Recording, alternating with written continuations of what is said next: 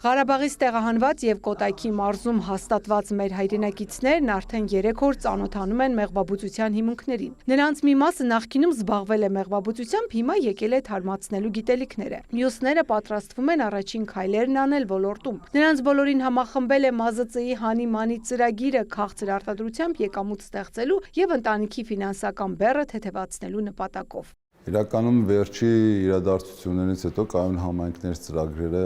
սկսել է ավելի լուրջ նայել զբաղվածության խնդրին, որը վերաբերվում է մեր տեղահանված հայրենակիցներին, եւ մենք հիմա փորձում ենք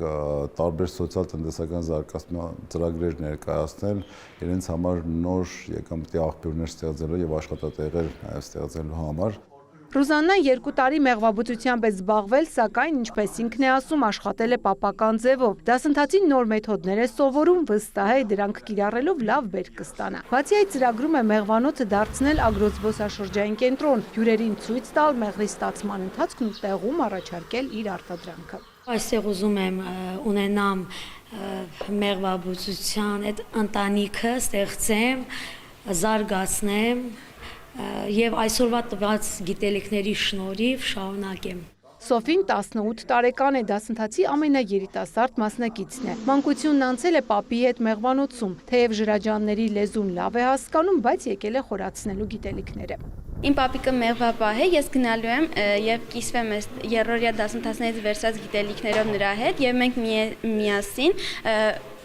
տնտեսություն զարգացնենք մեղվապահության գծով։ Դասընթացին լիարժեք մասնակցածները կթեստավորվեն եւ կարիքների գնահատման հիման վրա մեղվաբուծական սեզոնին ընդառաջ նրանց կտրամադրվի մինչեւ 5 հատ պեպե ու դադան տեսակի փեթակներ։ Բոլոր մասնակիցները, ովքեր հայտ էին ներկայացրել, այսօրվա դրությամբ 110 մասնակից նստած է դահլիճում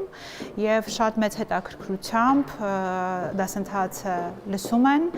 փորձի փոխանակում ենք իրականացնում, ինչպես են իրենք պահել, ինչպես ենք մենք Հայաստանի Հանրապետությունում ընդունված օրենքը մեղվաբուծության մասին ուսումնասիրում են։ Ալյոշա Զաքարյանը մոտ 20 մեղվաընտանիք է ունեցել, պարզապես շարունակել է ընտանեկան ավանդույթը։ Այժմ ցանկանում է լրջորեն զբաղվել մեղվաբուծությամբ։ Փորձում է հասկանալ տարածաշրջանի առանձնահատկությունները, ասում է, այստեղ տարածված են որոշ վնասատուներ ու հիվանդություններ, որոնց երբեք չի հանդիպել։ Բացի այն գիտելիքները, որ մեզ ունեինք, արդեն ոնց որ փորձի փոխանակման տեսքով եւ Հայաստանի փորձը արդեն ձեռք բերելով կարողացանք մեր տնտեսությունում եւս զարգացնել եւ ավելի ընդլայնվել եւ որպես բիզնես դիտարկել մեղվաբուծությունը։ Մարտի 2-ից 4-ը ՄԱԿ-ի գրասենյակի այս սրահում կհյուրընկալվեն Արարատի եւ Արմավիրի մարզերից ծրագրին դիմաց մեր հայրենակիցները։ ՄԱԶԾ-ի հանի-մանի ծրագիրն իրականացվում է Ֆրանսիայի կառավարության ֆինանսական աջակցությամբ, ապա կենտրոնացված համագործակցության շրջանակում։